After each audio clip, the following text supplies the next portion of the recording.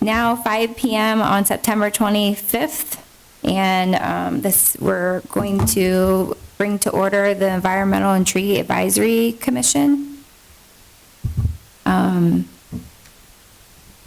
We're not. Oh, I can do roll call. Rob. Here. Jason Mendelson. Here.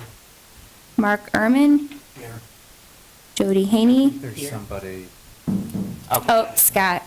Yeah. Linda has a work thing tonight. Steve Emery. Here. Jamie is on vacation. Bill Burry's on vacation. And Gabe and Bill Cox are not here. All right, thanks. So the first item on our agenda is a presentation from Power Clean Future Ohio, and we have Nat here. She came in to give us a presentation in person. Matt and Jennifer and I had a Zoom presentation, it was like a week or so ago now. So she agreed to come in and present to the Environmental and Tree Commission as well, so you guys could hear about some of the offerings. So would you like to announce yourself, or, and then you can go on with your presentation. Do you got a little thing too? I didn't see. I have the keyboard. Okay, so you're good? Okay, thank you. All right, yeah, thank you so much. Thanks for having me. My name is Nat Ziegler. I am the Director of Community Solutions with a nonprofit called Power Clean Future Ohio, which I will explain who we are and what we provide shortly. We're a statewide organization. I live in the Cleveland area, so came over this morning. Always enjoy coming over this way. I like it over here. We work with Toledo and Lucas County in Northwest Ohio currently, which I'll talk more about shortly as well, but are excited about the opportunity to partner with other Northwest Ohio municipalities. So I will, without further ado, get into this slide deck, and then also very happy to answer questions at any time during my presentation, and then certainly when I finish, happy to answer questions too. All right. So just a bit about PCFO. Like I said, we are a statewide nonprofit. We are relatively young. We've been around for about 5.5 years now. And when we launched in February 2020, the impetus really came from a coalition of clean energy, economic development, and environmental groups in the state of Ohio who saw that to really take advantage of the clean energy economy in Ohio, it would need to happen at the local level. The support, resources, and solutions weren't adequately available from the federal or state level, and so this coalition saw that there's a need to support local governments and local leaders in driving change at the local level. And we thought that that theory of change would work really well in Ohio. And so we set up Power Clean Future Ohio as, at first, a campaign to bring in a network of local governments who are committed to advancing clean energy in Ohio and advancing sustainability initiatives together. But we also wanted to be not just another membership-based organization that local governments could sign on to or add their names to. We wanted to be able to provide capacity and resources to local governments to be able to make projects happen, to learn about policy pathways available to them, and implement policies in order to achieve sustainability and climate goals. We are, as a nonprofit, fortunate to be supported by philanthropy, and so all of our support and resources are available to local governments at no cost. So we are a partner for local governments in a way that's completely free for local governments to participate. So again, we are really guided by this theory of change, of building up an ecosystem of municipalities across Ohio, from the village to the county scale, to be able to provide solutions and technical assistance that are really at the sweet spot of reducing costs, saving communities money. We know that's a driving factor for a lot of municipalities to want to do this work, is to be able to save municipal budget dollars and save their residents money, to create a healthy environment and improve air quality and public health as co-benefits of climate work for residents, and relatedly to overall improve the quality of life for residents. So we do that by providing technical assistance, tools, partnerships, and resources to really identify and achieve smart, measurable goals. And again, we do this work with local governments also because we know that we need to be proactive now about long-term trends to come. We know that local governments are already feeling the impacts of climate change, and this report that we published in 2022 shows that that trend will only continue, and whether it's now or later, local governments will feel the financial impact of climate change. So proactively adopting plans, programs, and policies now, we think is really the wise thing to do. Skip ahead. So to talk through a little bit more about what our support for local governments looks like and what that looks like materially, all of our technical assistance support can broadly be bucketed into a couple of policy areas. So that's energy efficiency, renewable energy, land use, and fleet electrification. So broadly, those are like the four big themes and areas that we work with, but there are also some other areas and ways that we support that don't quite fit neatly into those four categories, but those four categories underpin what's on this screen and underpin all of our technical assistance overall. So in no particular order, though, these 8 buckets here point to some of the specific areas that work falls under. So our financing guidance for funding sustainability work, we and our technical team, which I'll talk about more as well shortly, our staff and technical partners who we work with are constantly monitoring and tracking both public and private philanthropic funding sources that are available to municipalities to implement sustainability projects. And so we provide grant snapshots and alternative financing explainers to municipalities, and also can help scope out current funding opportunities for projects that a municipality wants to pursue broadly related to sustainability. We also, again, under the fleet electrification pillar, do a lot of work in partnership with electrification partners around EV fleet inventories for municipalities, and we help assess the fleet's readiness to convert to electric vehicles, and can help with some charging infrastructure siting support as well. We also can help integrate across the land use, fleet electrification, renewable energy like sectors. We can help integrate sustainability principles into a community zoning code and review the zoning code to see if there are any areas that are inhibited by the current zoning code and areas for improvement. I know the city of Maumee recently has been participating in SolSmart programming, and SolSmart similarly provides a sort of like zoning review, planning review for the solar side of things. We can provide that support for the electric vehicle and charging infrastructure side of things. Our tree canopy assessment and greenhouse gas inventory work are some of our core data pieces, provide a baseline for communities to understand the current status of their tree canopy and how their trees are providing those co-benefits of quality of life and public health to residents, as well as sequestering carbon emissions. And then the greenhouse gas inventory provides a baseline understanding of where greenhouse gas emissions are primarily coming from in a community. So that is a way to help prioritize action and decision-making. And then energy efficiency programming and consulting. Go.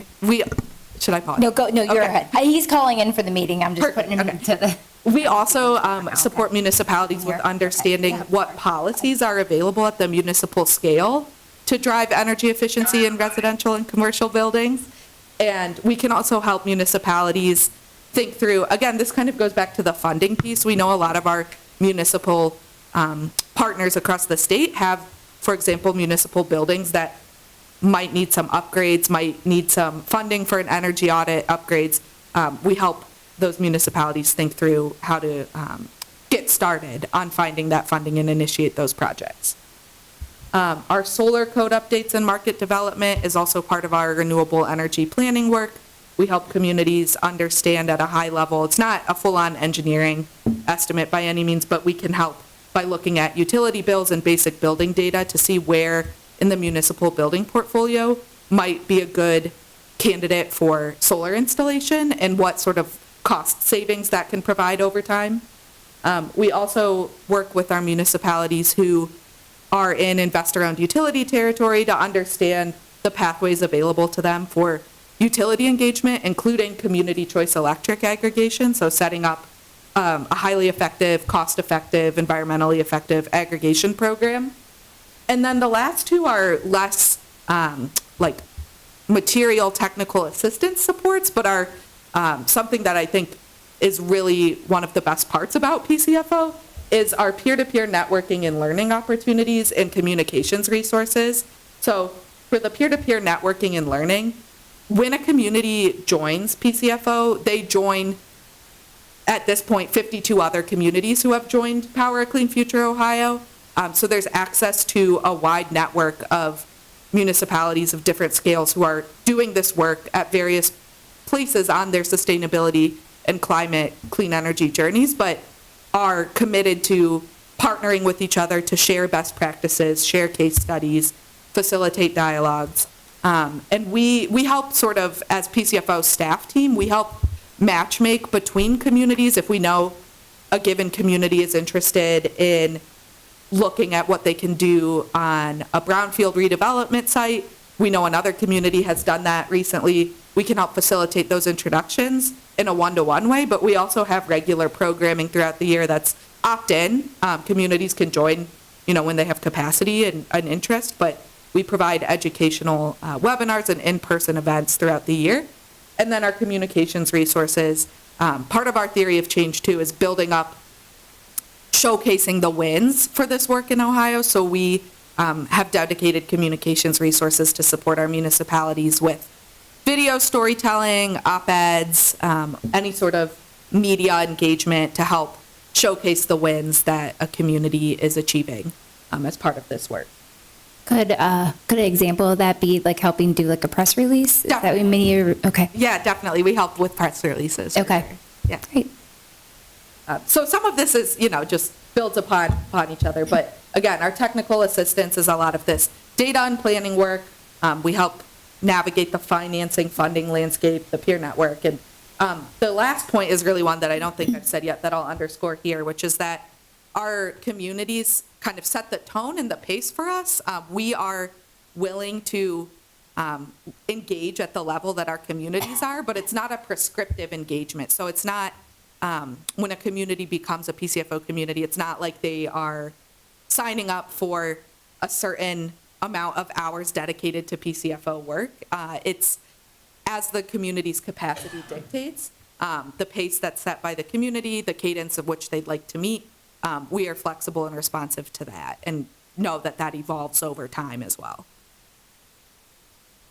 So our community list here, we're at 52 local governments now. We really did our biggest recruitment in our early years and then have been standing up our technical assistance and programming, but are diving back into recruitment and excited to bring more municipalities into the fold. And over the last month, we brought in Springfield and Fairfield. So exciting to be, again, building up our Western Ohio presence. We have a strong presence throughout the state, but certainly some concentrations in Northeast Ohio and Central Ohio. So exciting to be growing. All right. And then I'll talk through some case studies of what our partnership with some municipalities has looked like before I get into what it means and what it looks like to join PCFO and what next steps would be. So just to walk through some case studies with Gahanna to start. This is an example of our support for a community that came to us with an issue before joining PCFO. One of their council members and staffers was exploring how to use a new aggregation program to be able to achieve sustainability goals while also being cost effective and cost sensitive for residents, and knew that PCFO advises in this way. So they reached out to PCFO. And then PCFO went to Gahanna City Council, shared some basic information, presented, and also shared, if you join PCFO, we can be an ongoing partner in this work and help you evaluate your program, evaluate your options, and also help you integrate this activity with other planning and programming across the city. So Gahanna joined, and then we were able to continue sharing information with them.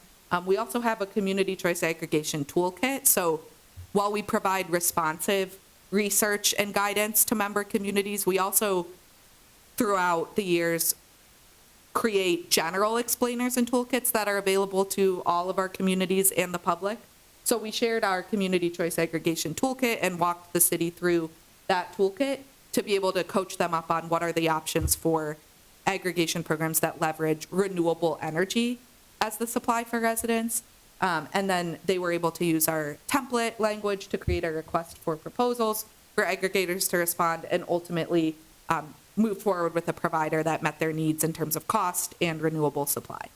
And then we've been continuing to work with Gehanna on some further greenhouse gas inventory data work and doing some scenario planning to assess where they can reduce emissions and helping them with issues as they come up too and explore different ideas that they're having. And so continuing to partner with Gehanna.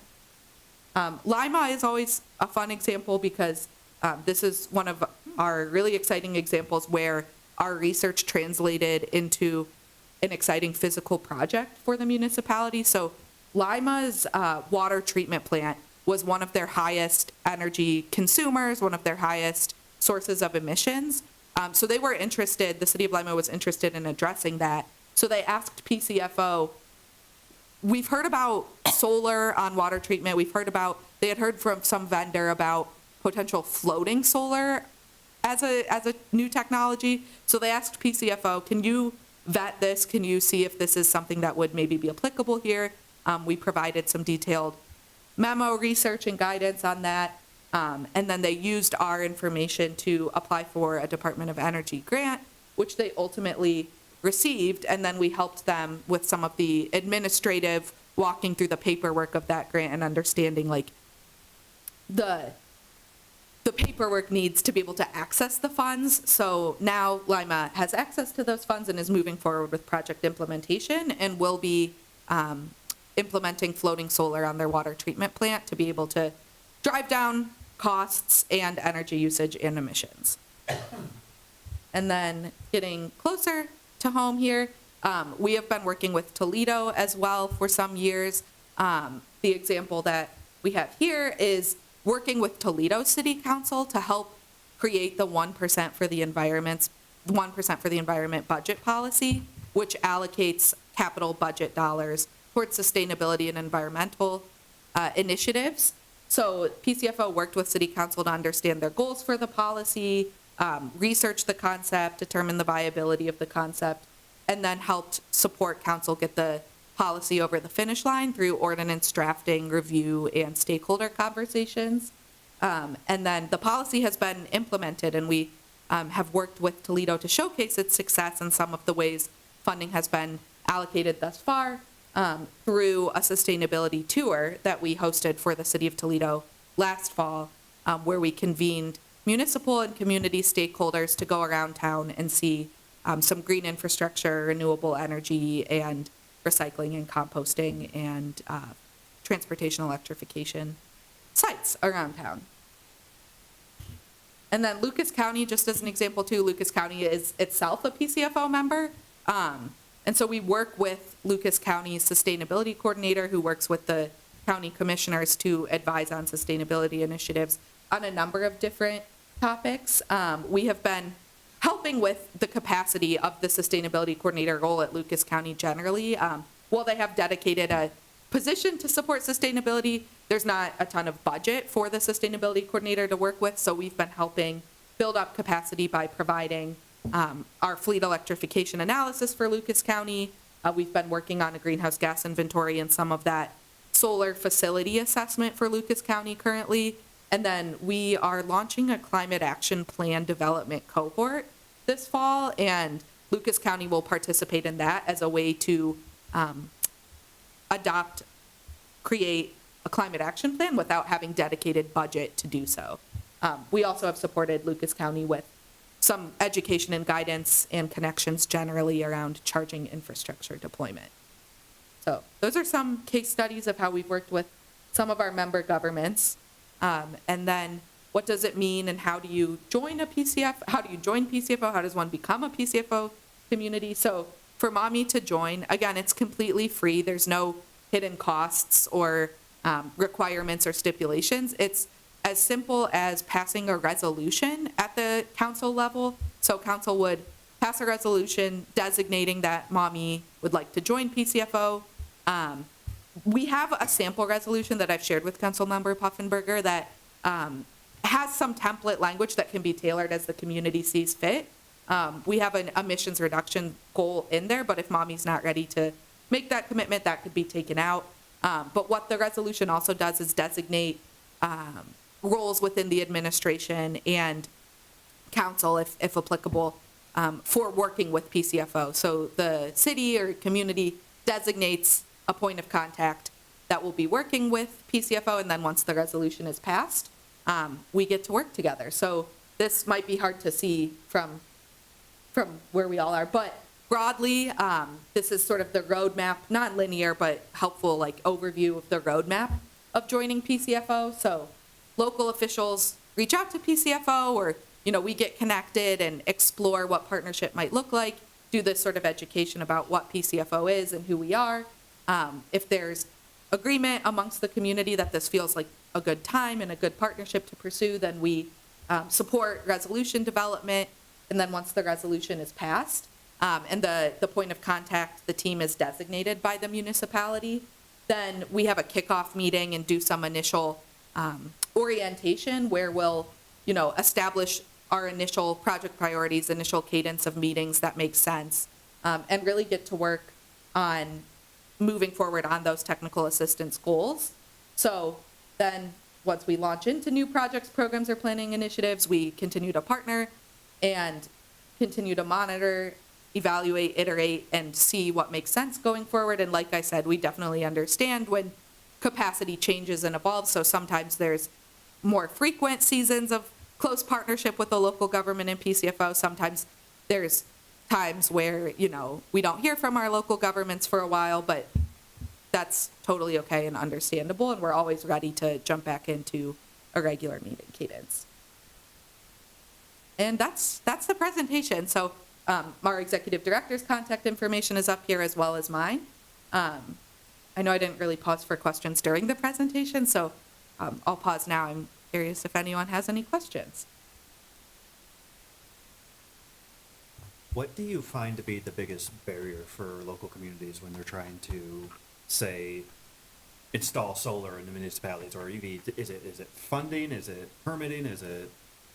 I think the first barrier is definitely like a commitment across the board. Like, I think if there's a directive from city leadership to dedicate the time, energy, and resources to exploring solar or charging infrastructure deployment, I think that's a crucial first step. And then once that barrier is addressed, which, it often is once folks join PCFO because they've made that commitment at the council elected level to do this work. Once that barrier is realized, there definitely are, there's meaningful and real like cost barriers to doing this work. And so that's why we try to help think strategically how to do this in cost effective ways and think through not just upfront costs, but cost savings over time. Definitely costs. And then in terms of there are some state policies that do hinder deployment of like community solar currently, but there's also some exciting new state energy policy developments that I think will unlock some new opportunities. And then where there are local, like again in the zoning code, where there are local regulatory barriers, that's definitely a barrier. So it kind of depends on the confluence of state and local leadership and policy priorities that they've set. Yeah. Hey, Matt, the 1% initiative that you did with Toledo, are there grants and loans or programs out there to offset the increased cost of that 1%? To, like, available to the city of Toledo? Yeah, whatever you guys did.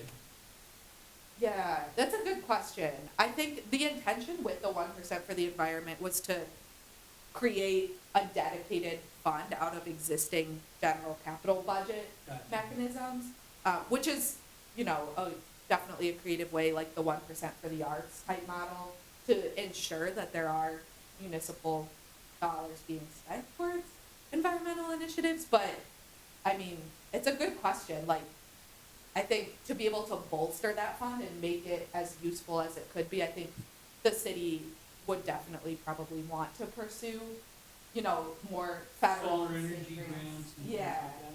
yeah. And the funding landscape, as I'm sure folks in this room know, has changed over this year. There's a lot more federal funding for things like solar installations over the last year that is changing now. But again, that's why we're trying to work with our municipalities to think about financing pathways that are still available.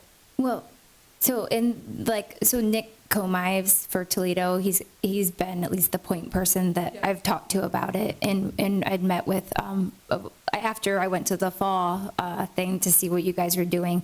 But I would see, I mean, when it, like, so say they set aside part of the 1% of the budget, if say you're putting money towards, you know, a certain project that then qualifies for grants, I mean, that 1% of the budget, you might have used 1% of the budget, but because you're doing that project, you might have qualified for another chunk of money that kind of added to that pot, you know, to get that item accomplished. That's what I was thinking about, the solar as it related to the water treatment plant. Yeah. That was probably grant funded. Exactly. And I think, I mean, that's a really good point too, because a lot of grants, as I'm sure you all know, require matching funds. And so being able to demonstrate some city existing commitment could also help the city be more competitive for those grants. Well, and then even with that solar project, I mean, they did it to offset the amount of energy they're using. So then cost, also, they're saving more money by, you know, counteracting some of the costs that they had for the energy. Because I know when I talked to Nick, he said a really big thing that's just been amazing for them is the amount of money it's saving them with going forward with some of these sustainability goals. It's been a big money saver. So, yeah. I think you said you were working with maybe Lima for the aggregate program? Good Hannah was the Okay. example, yeah. So are you trying to move them to like renewable clean energy aggregates? That's definitely, I mean, that's in line with our mission. Like, Yes. our mission is to reduce emissions across the state of Ohio. So that's definitely the way in which we approach advising on aggregation. That being said, we definitely understand all of the sensitivities to creating an aggregation program that works for residents, and cost being one of them. So where it is possible to get a cheaper rate and renewable content, obviously that's the ideal, but Yeah. we definitely can work with municipalities to think about pathways that are sort of getting there. Like, there are some municipalities that we've worked with that have now sort of the, what we would call like brown energy supply, where it's like there is a renewable option, but it's opt-in, and it might be slightly higher of a rate, but residents can opt into it, or they can stick with the traditional power supply and stick with their current rate. Right. So we definitely understand when that Great. makes And the most sense. Just for the record here, we found out, because we did a little research on that, is that renewable is actually cheaper than the aggregate that we're in now. There's Wow. no options that are cheaper than what we're in right now. Yeah. Wow. Yeah, so I noted that because when she talked about aggregates, I was like, wait a second, if they could help find the clean energy resource that when we That would save found us money. ended up being cheaper than the aggregate we're on now, I mean, that would be great.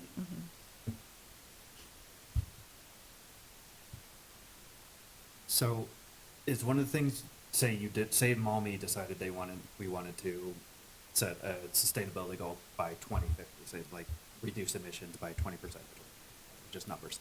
Is that something your organization could help the city with, kind of chart out a pathway to reaching that? Is that? Yeah, exactly. Yeah. So when cities join and set that goal, we keep that in mind with, you know, how we approach things from the get-go. But, you know, even when cities don't join with an emissions reductions goal, we're happy to help them think about what a SMART goal would look like, or to, you know, just proceed forward with what we know are effective strategies anyway, with or without an emissions reductions goal. But for communities that have that emissions reduction goal, as part of our greenhouse gas inventory work, the next step that's part of that is doing scenario planning for emissions reduction. So understanding, like, okay, transportation is theoretically like the highest emission sector. Here's how many vehicles would need to be electric vehicles to reach XYZ goal, or here's how many homes would need to incorporate electrified heating technology like a heat pump to reach the goal of net zero by 2050 or, something like that. So we do chart out the pathways to reach emissions reductions goals. That as would be well. really interesting. It would be really interesting. Yeah. Any other questions? Anyone out in the audience? You guys have any more? Oh, Steve, you do? Yep. Does PCFO do any advocacy or lobbying with the state legislature because they're so much against renewables and everything? Right. Yeah, we don't currently. We are a 501c3 nonpartisan, non-advocacy or lobbying organization. But we are fortunate to be in partnership with some really great environmental and energy orgs who do some advocacy. So we're coordinated with them and definitely monitoring and engaged with what's going on at the State House to understand how that impacts our local governments. I will say, yeah, something that we're exploring and working on providing technical assistance around is supporting local governments in advocating for their interests at the Public Utilities Commission of Ohio, so the state regulatory agency that oversees electric rates, gas, sewer, water, et cetera. But we would be focusing our support specifically around investor-owned electric utilities and how to engage with that state body. But for the most part, yeah, we are not in the realm of advocating or lobbying at the State House, although there's definitely opportunities for that for sure. Okay. So we were just kind of going over next steps, which you had it in your slide too, and talked about. So I already have the sample resolution. So then deciding on some sort of point person. So I don't know who would make sense for that, if it be you or Jennifer, if you guys want to kind of talk about that. And then getting that resolution put together and see if council will support that. And then, doing like a kickoff meeting right after. Okay. Just to give everyone an idea. But I thought also, with our group being a group that kind of goes over these sort of things and makes recommendations, that we could, if everyone on the committee would like to again, tell council that we support as well to go along with the resolution, I think that would be helpful. Okay. Well, thanks a lot, Nat. We appreciate it. Thank you.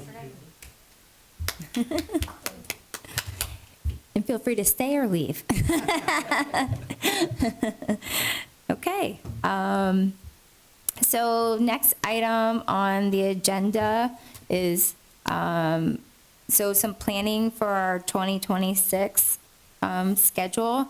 I wanted to at least kind of get things started since we're already in September of 2025, which is kind of crazy. And so I didn't know if we wanted to start with kind of getting some ideas for possible things, and then kind of jot down what time of year they might work well with. I started jotting down some ideas just based on other meetings that we've had. And, for example, one of the things was doing some sort of presentation with our street tree design plan. So bringing it to the, Excuse me, Margaret, what was the Yes. sunshine? I didn't catch that. sunshine. First thing you mentioned The on your list. So the first item on the agenda was Power Clean Future presentation. So that is what Nat was just doing when you first called in. So then the second, so then the second item was the schedule of events for 2026. So like for 2025, we've been doing, try to do one thing per month. So I was just mentioning that, that the street tree design plan that we just finished with ODNR it's possible, kind of presentation, kind of education session at the library, that we could bring the map that Bill got laminated for us, like we had at the summer fair. and let people kind of look at, you know, all the work that's been involved with that and kind of the process that we went through to get to that information. And I think when we talked about it, we thought it might be kind of a good thing for January. It's like a cold month kind of planning time. I think of like planning for Yeah. gardens. So that was the first thing I brought up. That's kind of as far as Okay, I've yeah, gotten. you just, there's a lag between you were talking and I'm a speaker. I had you Oh, on. That's sorry. fine. No. That's- Technology. Yeah, it's great. Okay. Be quiet, thank you. Yep. So I don't know, and we've talked about, I think a lot of people have talked about the spotted lanternfly.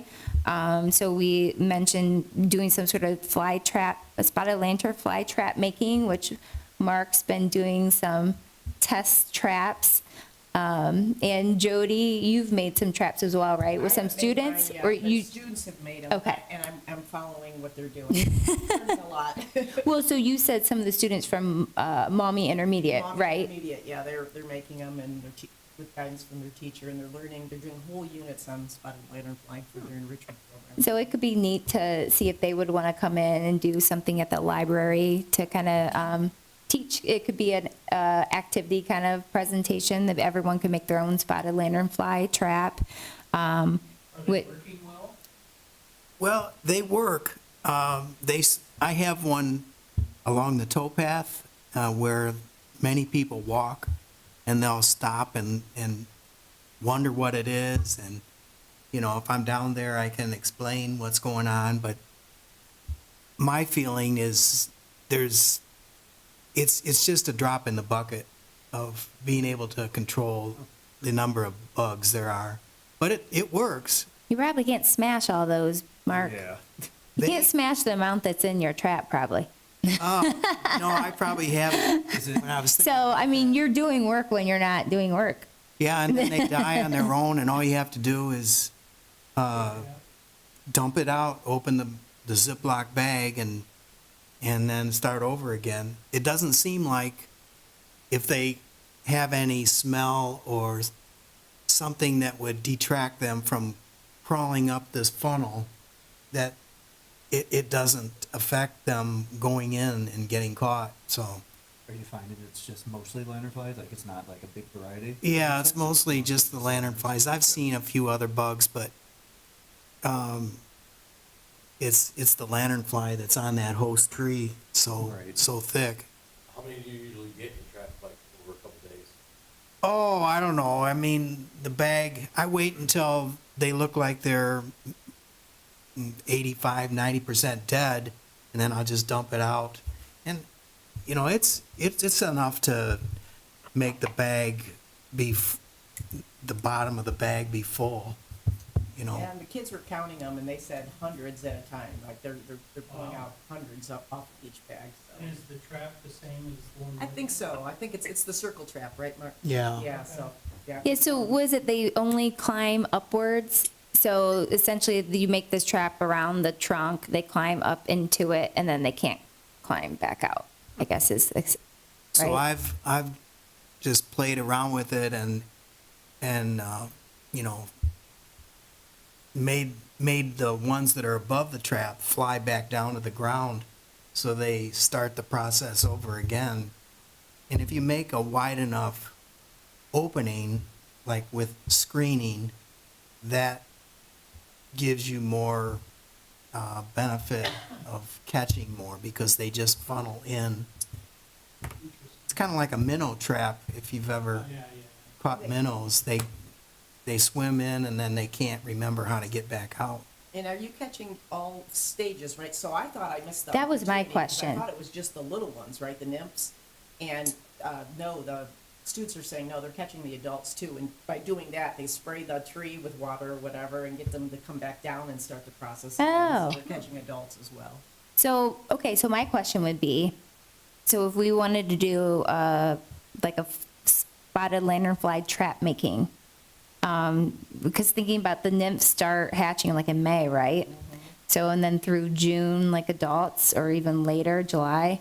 So then when would be a good time to make it? You think like April, March, so everyone can kind of install them before they start? Yeah, Like- that's probably a good time frame to have it all Which done ahead one, of time. do you think, like April or March? I'm just going to try to write down what we think we might want for the year, and then maybe people can sign up for that month and kind of hash out details for that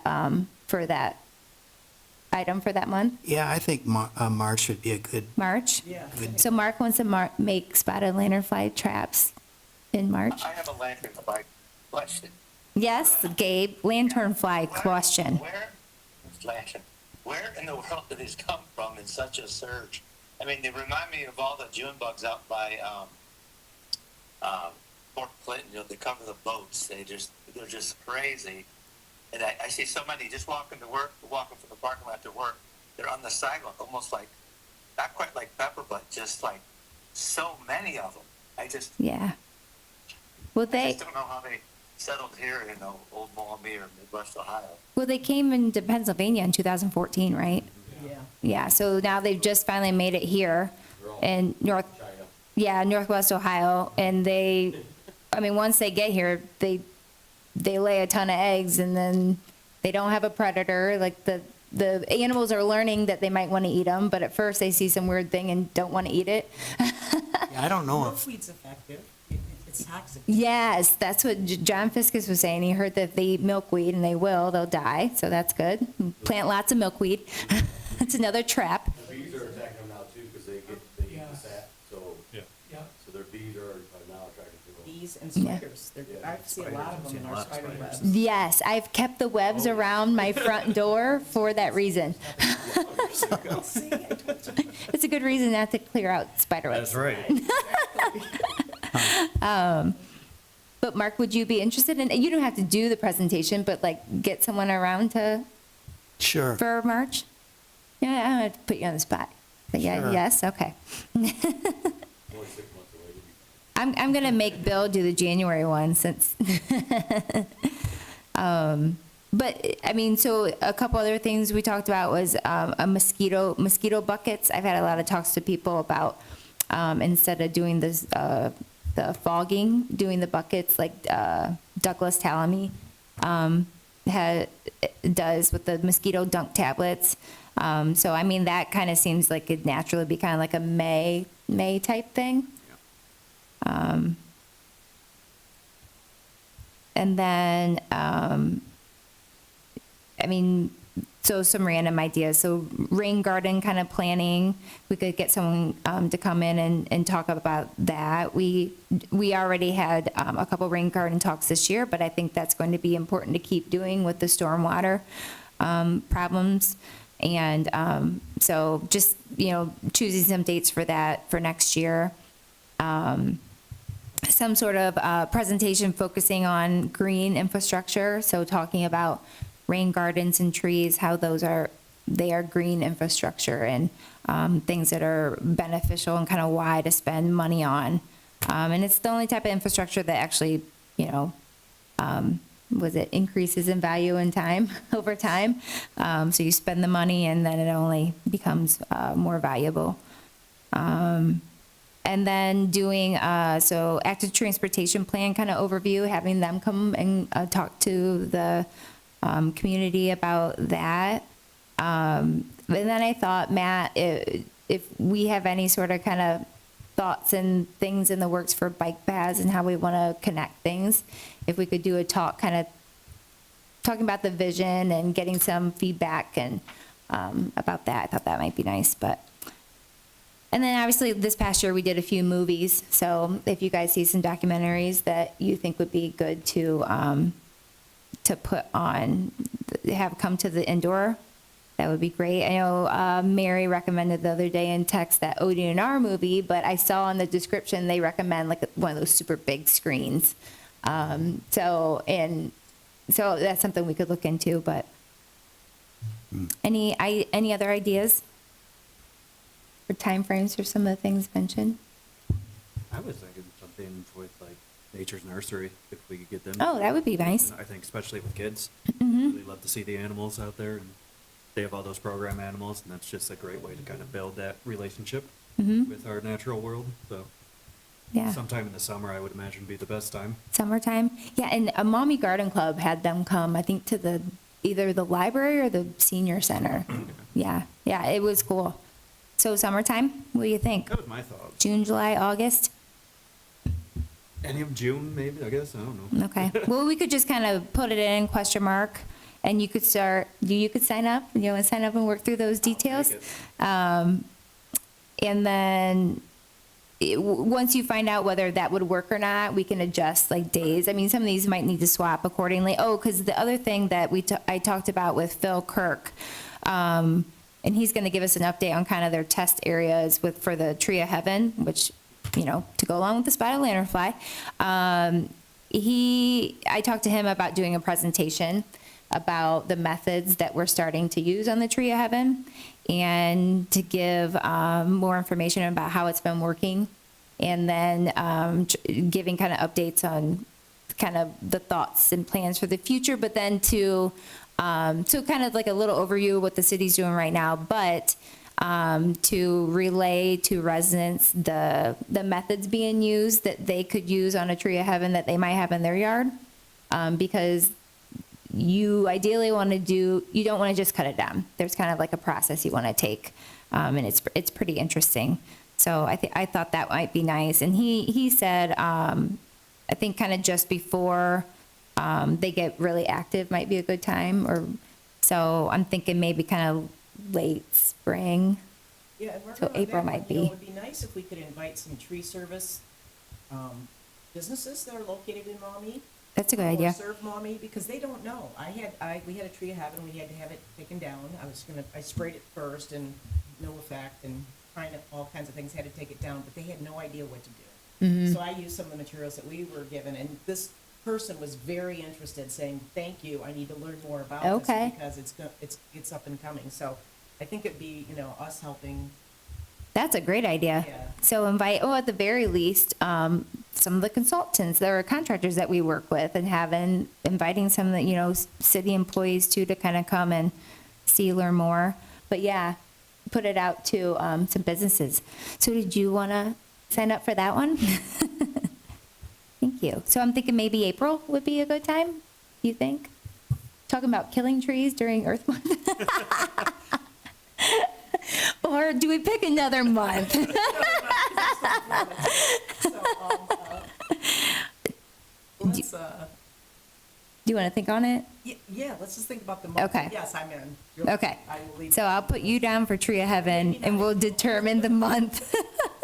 I know, because I tried everything to keep that tree. It was a beautiful tree, but Yeah. Margo, do you know if Phil's been back Yeah. to look at things yet? I've not seen him, but I think they said they needed to wait a couple months or like at least a month until they really started seeing. I want to say 30 days was something that was said. So maybe when Bill gets back in town, that might be the time they would be coming back. Yeah.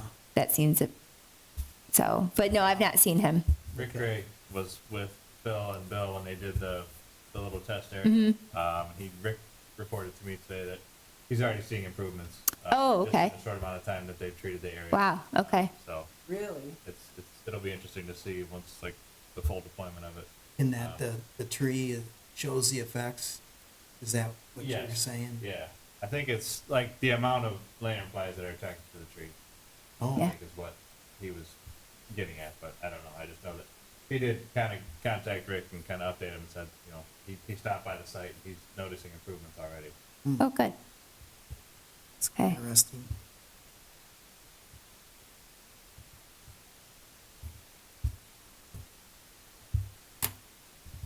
So see, Matt had an update. Thank you. Would anyone want to take on, or I can sign up for a mosquito bucket? That might be a good one for May. I'll sign up for that one, mosquito bucket. and I was gonna say with the mosquito bucket one, if Mhm. it's of interest, the GLOBE program that I work with through NASA, has a mosquito mapper program where community members help monitor mosquitoes in the area and just basically take pictures of where they're seeing mosquito larvae, empty those containers, and then even can look at them under a magnified phone and to look at, identify what kind of mosquitoes we're seeing. So we could build that into it if we want. I would say, so do you think it would make sense to do both of those in Yeah, one I setting? think so. Okay. 'Cause The bucket, the dunkers are pretty easy, right? You just basically place them in. Yep. Yeah, and I feel like the information's pretty easy too. It's like pretty quick to talk about. Yeah. Fogging doesn't kill a lot. We could just say, hey, if you're still interested, here's another thing you can do. Okay, Like that. okay. Some people might get into it. You know, it's citizen science crowdsourcing, I think is what NASA's calling it now, but. Okay. So that means you and I are going to work on that together. Yeah, we'll work on it Okay, together. That sounds good. okay.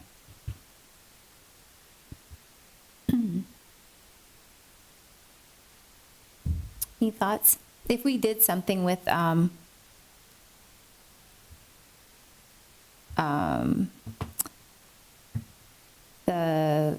we can talk more about, like, if we would want to do something with the bike path conversation, we can talk about what that might look like, because I think that would pair well with the active transportation plan. And they're usually, there's a time of year they're doing their updates. I feel like they'll reach out and kind of ask, like, what our updated future plans on are. So maybe that's kind of like something that makes sense to do together. But, okay, so how about, I've got a few written down, one for January, March, May, and June. So how about for the next meeting, if you guys could bring some ideas, more ideas, kind of fill the rest of the year. We can get more of the calendar penciled in and get people working on those things. Does that sound good? Yeah. Okay. And then, so a couple of reminders are, we have the Young Tree Training Class on November 20th in the police training room. It's going to be, I believe, from 9:30 to 3. You bring your own lunch, but it's free. So ODNR puts it on for us.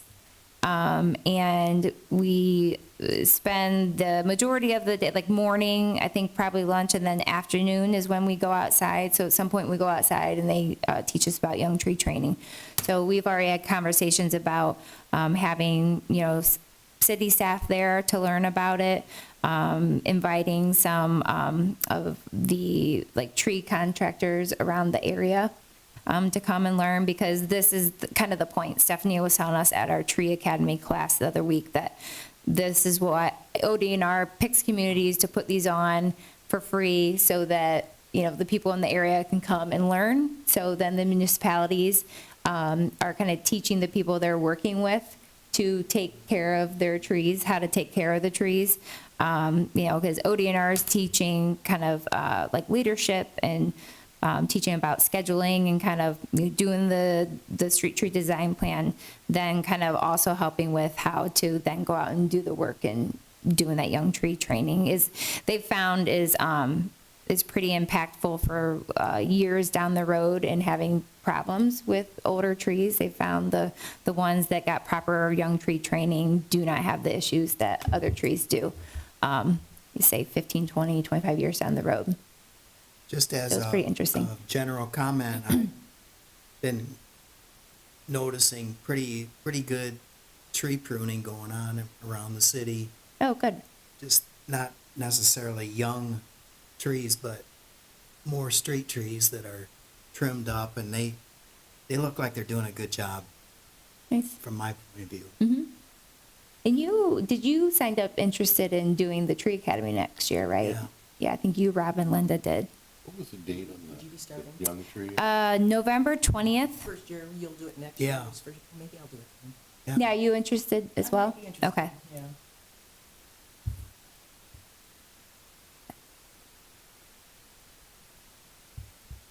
Yeah, I have to see Just like when. it's, when I'm here and when I'm not. and all that Right. stuff. Well, so it is all year round. So it's freshman, sophomore, junior, senior classes. So we had our freshman class in January.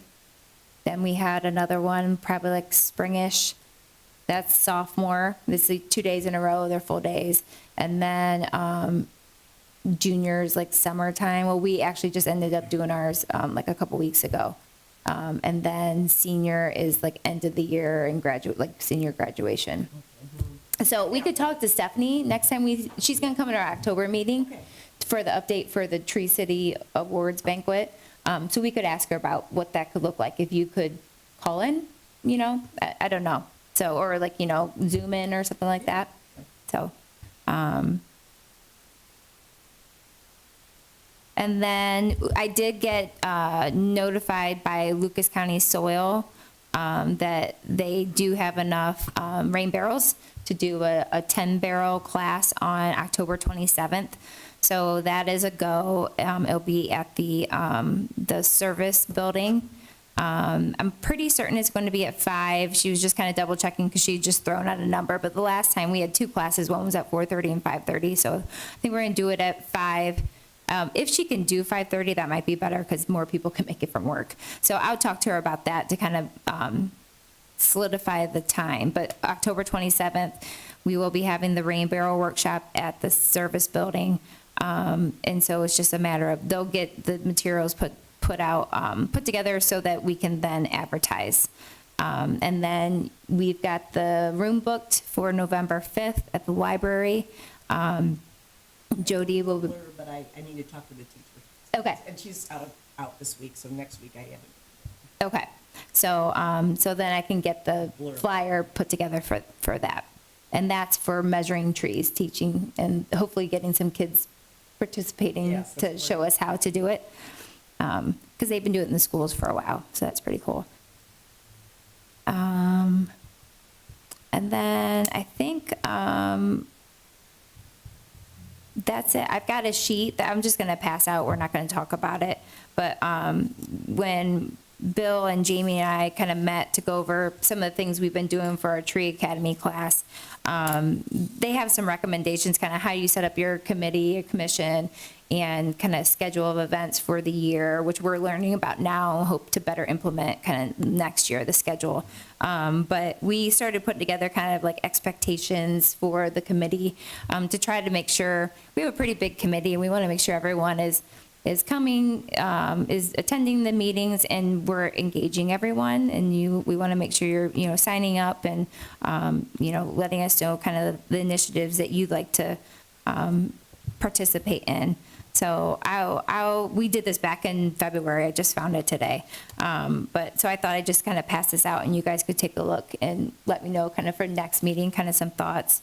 And I'm sure we'll need to talk to, like Alan about, I don't know if it needs to be changed, anything needs changed in our ordinance, or this can just be something that kind of supplements. But because we also were talking about working on kind of a welcome booklet, like binder.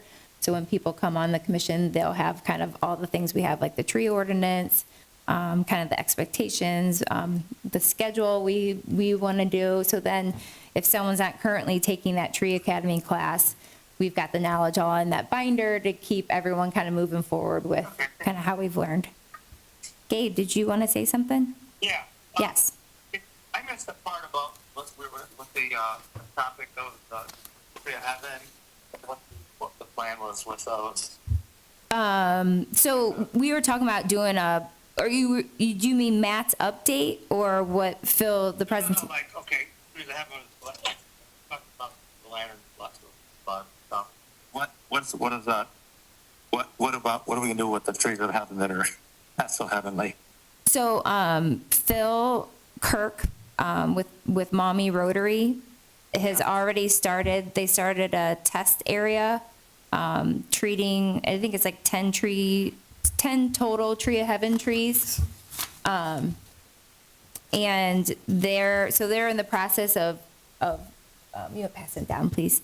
They're in the process of utilizing a method that Phil's learned a lot about. He's working with Mommy and Perrysburg because their goal is kind of to get rid of all the ones at least along the river as a starting point.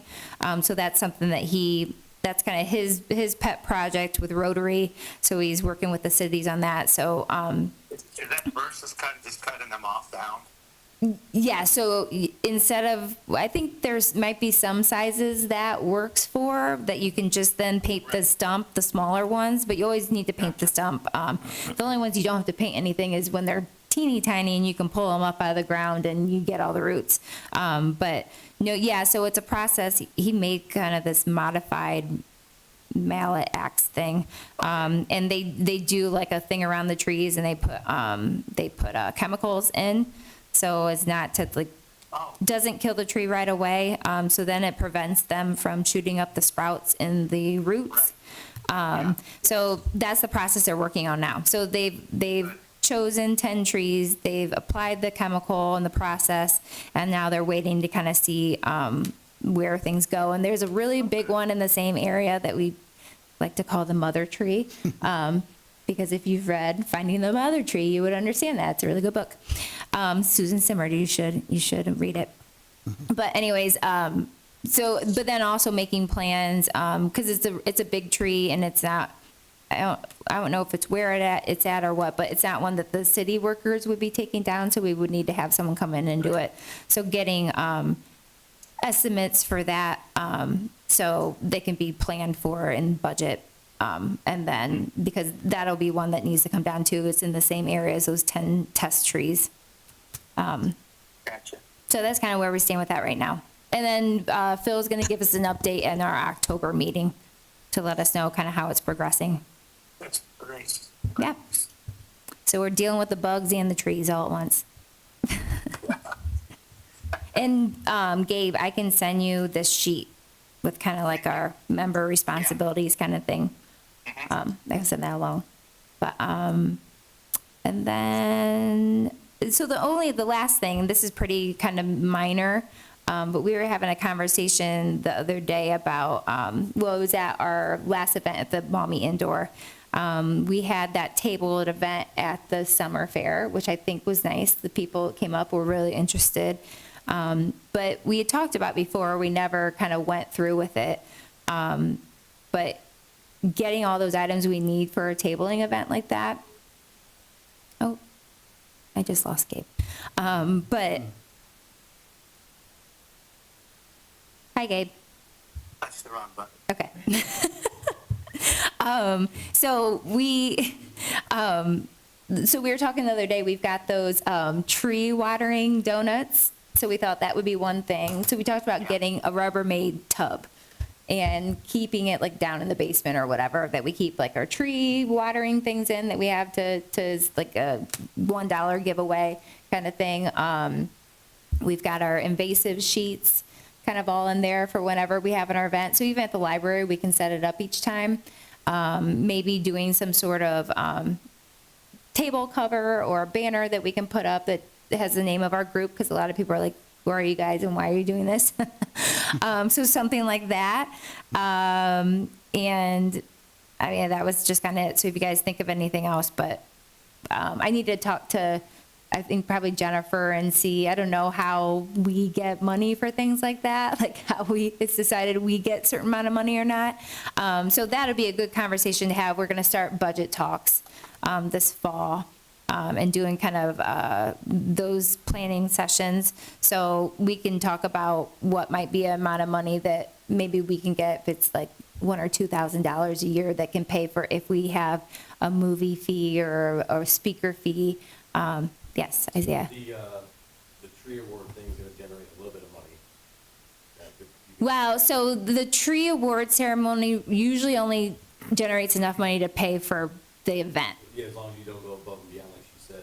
Yeah, well, so I had brought that with me. I'm glad you brought that up because I didn't get it out to remind me. So we had a meeting kind of discussing that. I did not get a chance to look at your budget, but just our place in food alone is pretty high compared to what other communities. So we have to keep it pretty, like, we have to be very budget mindful for all the other things we need to keep it at a reasonable price for people to register. Because we talked about, like, if we, including the cost for the place and the food, and then looking at some of the other communities' budgets, it put us at a point that we almost, weren't we to about $50 to register, which was on the high end or kind of too much? I think right now I'm saying 45 to try to keep it below the 50. And Yeah. I think we might, just depends on how many people register. If Right. we get enough to register, we might have 1,000 or 2 left over. I don't know. Yeah. Maybe not 2, maybe 1,000. But you're right, if we do, that's something that we could Yeah. utilize, Yeah, for 'cause sure. We're getting really good about thinking about centerpieces and keeping cost to nothing if you can do it, you know. Yeah. Where's it gonna be held at? It's at the Elks. So we looked at, I mean, we do, that's the other kind of limitations of Maumee. We don't have a lot of spaces big enough to, we could potentially get up to 250 people. So that pretty much left us with Pinnacle Parkway and the Elks. And Elks was by far the best price-wise. Yeah, and it's like the ODNR tells us, is like, try your best to keep the price down, which I know when we've registered in the past, I think it's been $40. 40, I think. Yeah, so, I mean, Play event. it is kind of a special one in that we're the last one with all, this whole region coming all together, because I think we get divided up by like into 3 or 4 regions, our region does. So it's gonna, those Tree City Awards in the future are gonna be a lot smaller than this one is. This is the last one that's big for next. Yes, last one that's big. We just got lucky and signed up for the last big one. Because I don't think we had any idea when we signed up. I mean, we signed up for it like 3 or 4 years ago. It's been a while. Hey, Margot? Yes. So back up 1 second. When you're talking about the budget, you're talking about the budget for a particular event or the budget that may or not has been designated for the environmental. So both things. I talked about, I can look into that. okay, would you? That would be great. Yeah, so, because last year, I think we had a, you know, a movie that, like, one more expensive kind of fee, the other one was like $50, another one was like 100, 150, like, I mean, we didn't spend a lot, but we had some cost. And another thing that we've talked about too at our Tree City Awards planning, is that we need to bring a speaker in. And we thought about bringing someone in that kind of talks about the Miyawaki method of like urban forest. Thank you, because I can't speak right now. So it would cost someone that we did know that could come in and do the talk it would cost to get them here. They're in the DC area, but it sounds like it would just be kind of cost to get here and stay. But we talked about whether it might make sense to, so I guess that might be our May event. If it might make sense to have them do 2 presentations, like have them do one for our Tree City Awards banquet, and then ask if they could do kind of evening presentation for the general public at like the library or at the Maumee Indoor. So, you know, we would need to figure out kind of what that cost would be to get him here. And then it could be essentially kind of divided between the 2 events. So a couple of things to kind of consider. I think when, like Gabe, if Jennifer mentions, well, what kind of things might we need for the year? Like if we need to figure out that way, once we're getting these ideas kind of solidified, and we'll know whether it's what's going to cost us money and what's not going to. So we could create essentially kind of our own budget Well, based. I think our budget might have been kind of lax, like not etched in stone. It's like, what do you need? What are you doing? Right, and we just tried not to spend too much, you know, Sure. right, Yep. yeah. Yeah, I get it. So Yeah. we could come up with a more kind of solid idea, I feel like, especially if we plan out the year, what we want to do. And get some of these things together for like tabling. It's just still a very new group, so we're trying to get those things all in order. But we might want to, you know, well, I guess I'm sure the city has binders they'll let us use for the welcome binders. But yeah, that's something. So planning for budget overall for 2026, but then also our Tree City Awards ceremony, the budget planning for that. So, okay, so I think that's it. Okay, Anyone have anything else? Any questions or? No? Isaiah? Are you going to just wait till the next meeting to talk about, doing it for council for the? Oh, yes, thank you. No, so I did want to get a vote on who is in support for recommending. So we could make a motion.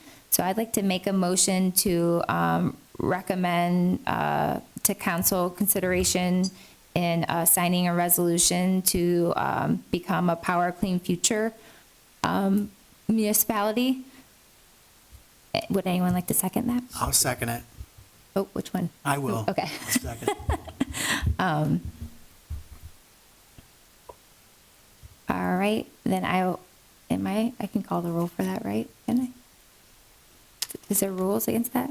Okay, so I'm gonna call the roll for if you support a resolution to sign up with Power Clean Future Ohio. So Rob left, so Margot, yes? Mark, I have a question about that. Sure. Oh, sorry. Oh, in the beginning of the meeting, my speaker wasn't working real great until I got home. Mm-hmm. And I didn't want to keep interrupting and say, what?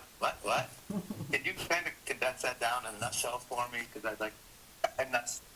Sure, so, well. I heard a presentation, but I couldn't follow it. So, I mean, a couple key items that we were really interested in, and we had kind of further conversation with Nat when she first presented to Jennifer and Matt and I, was like, so for example, I think when Jennifer was doing the budget for the enterprise kind of thing, she was looking at idling hours. And when she talked about it, I was like, well, Nick told me all about that. Like, they did a whole kind of inventory on that.